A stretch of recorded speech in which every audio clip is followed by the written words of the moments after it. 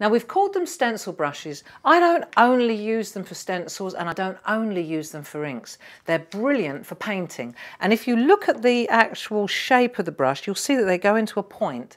Now I just want to show you a couple of really basic tricks on how these work. So first thing is, if we take, for example, let's just take a piece of card and let's take a piece of copy paper underneath. Sometimes you want to just run a really nice, like get a bit of a distressed edge.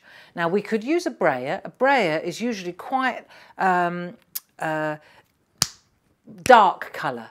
This is a much more gentle, subtle airbrushed effect. So let me just show you. If I'll take the large one now, and while I'm doing this, I'll build up the information.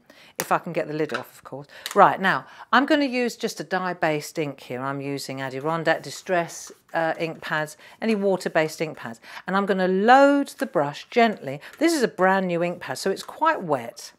And I'm going to load it gently. Now, I'm going to stand up for this. I just want to show you, the first thing I want to do is just get rid of a little bit of the excess ink so that I know how much I've got going on.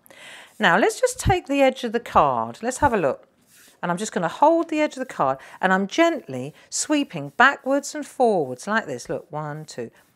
And as I go through, you'll see you can get the most, look, it's very, very easy, very lovely too. And you can see how you can just sweep across. Now, have a look at where I'm holding. I'm holding the brush up on the bamboo handle. See, so I can go back in and then just dust around the edge, and straight away this white card has got that lovely muted butterscotch appeal. Now what I want to do now, see, I can go in circles as well, which is great. And on the subject of circles, let's do the next thing. Let's take a stencil, for example. Our stencils, I'm using jelly card, which is 7 inches by 7 inches, and then I'm going to use just a shape stencil because this is really cool. I just want to show you. If I just add just a bit of low-tack masking tape here to hold the stencil in place while I'm working, that's easiest, isn't it? Now let's take the same brush, and this time what I'm going to do is just go in a circle, just as we were talking about earlier. Now, you see, as I go round, you can see how you can build up the colour. I'm leaving a bit of white here, and you just literally go round and round and round. Now, let's have a look. I'll add a bit more yellow. Okay, round we go. So you can get this fantastic orb as well. But I hope you can see this at home. What's so amazing is that it looks airbrushed.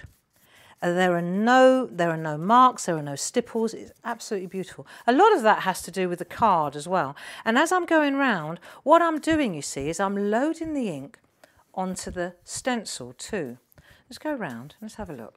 Now, if I take a makeup sponge and I just drag the colour in off the inky stencil, one, I'm cleaning my stencil, and two, I'm also sharpening the edge. These shape stencils are great. We've got about 4 in a set, but they're great as a starting place. Now, if let's just lift this off and let's take a look at where we're headed here. So I'm going to try and hold that one in place. See if we can see. See that lovely, really, really cool there. Now I've done that. I want to do one more thing. If I take another stencil, let's just show you this. If I move this stencil in underneath like so, this is one of our other really nice one. This is a Chinese lantern. So let's hold that in place like so. And all I'm interested in now, of course, is this Chinese lantern. The reason I'm showing you this is because I want to show you how to hold the stencil now a bit differently. Not the stencil, the brush, sorry. Because you're going to wonder, why have I got different size brushes?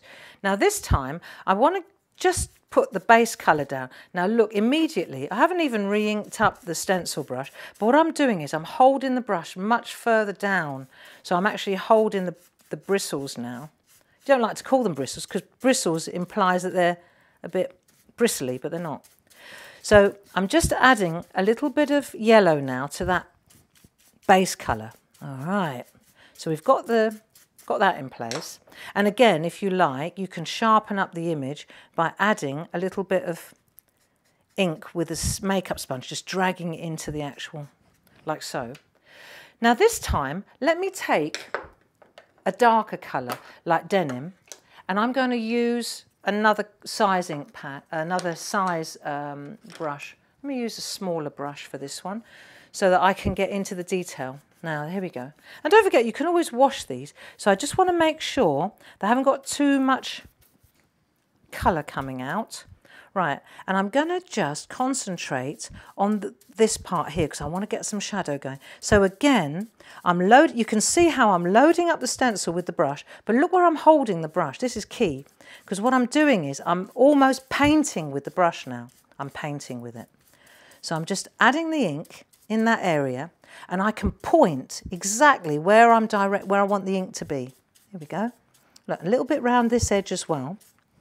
Now, of course, because we're adding blue to a yellow undercoat, the colours will start to blend beautifully.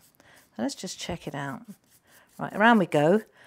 The key, what I'm trying to show you is how to use these brushes to their best effect. Just add a bit more. You can see you can always add, but you can't take it away. So let's just add a bit more here, like so, and round we go, round that edge.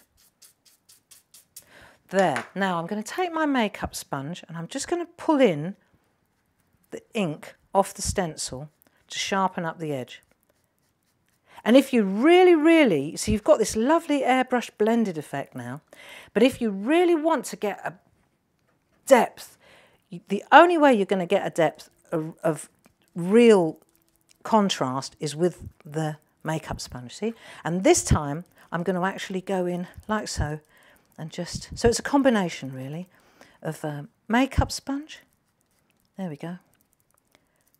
But it was good. And the wonderful, oh hello, brushes. Now let's have a look. Now for the great reveal, we'll put our lid on there. And I just wanted to really show you how you can, of course we use them with stencils, but they're wonderful with furniture, for painting furniture. Let's just take these stencils away and you'll see how cool is this. So it's very simple. Just to recap, we've gone round the outside, just very loosely holding the brush right at the top like so. And you've got this white. Then, of course, with the same brush, we've gone round and created this aperture here. And then we slotted this stencil in underneath. And then we were able to go in with a smaller brush and really create some fantastic contrast.